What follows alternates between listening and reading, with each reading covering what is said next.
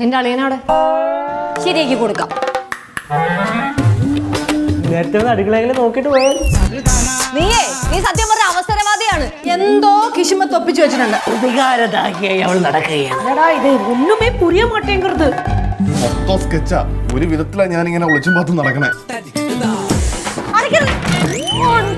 ഇനി അധിക സമയം വേണ്ട കഴിച്ചില്ല, ഒരു പൊട്ടിത്തെറി ഉണ്ടാവും. പ്രൊമോ കണ്ടിട്ട് അധികം അങ്ങോട്ട് സംഭവം എന്താന്ന് പിടികിട്ടുന്നില്ല. ഭയങ്കര ഒരു നിഗൂഢതയുള്ള ഒരു എപ്പിസോഡായിട്ടാണ് എനിക്ക് തോന്നിയത്. പ്രൊമോ ഭയങ്കര ഒരു എന്തൊക്കെയോ സംഭവിക്കുന്നുണ്ട്, എന്താണെന്നുള്ള മൊത്തത്തിൽ ഒരു പിടികിട്ടുന്നില്ല. എന്നാലും ഭയങ്കര രസകരമായിട്ട് തോന്നി. കഴിഞ്ഞ എപ്പിസോഡിൽ സിദ്ധുവിനൊരു ചെറിയൊരു ഉഷാർ കുറവുണ്ടായിരുന്നു നമ്മുടെ ചീരകൃഷിയുടെ എപ്പിസോഡിൽ, നമ്മളെല്ലാവരും കണ്ടാണ്. പക്ഷെ അത് ഈ ഒരു എപ്പിസോഡിൽ മാറിയിട്ടുണ്ടെന്ന് തോന്നി. ഈ പ്രൊമോ കണ്ടപ്പം ഭയങ്കര രസകരമായിട്ട് തന്നെ സിദ്ധു ചെയ്തിട്ടുണ്ട്. അപ്പോൾ അത് ഒരു കഴിഞ്ഞ എപ്പിസോഡിൽ ഒരു ഉഷാർ കുറവ് ഈ ഒരു എപ്പിസോഡിൽ മാറിയിട്ടുണ്ടെന്ന് വിശ്വസിക്കുന്നുണ്ട്.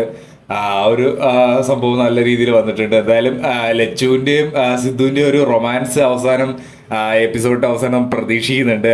പ്രൊമോയിൽ കണ്ടില്ല, പക്ഷേ എപ്പിസോഡിൻ്റെ അവസാനം ഉണ്ടാവുമെന്ന് തന്നെയാണ് ഒരു പ്രതീക്ഷ. അപ്പോൾ അത് നമുക്ക് കാത്തിരുന്ന് കാണാം.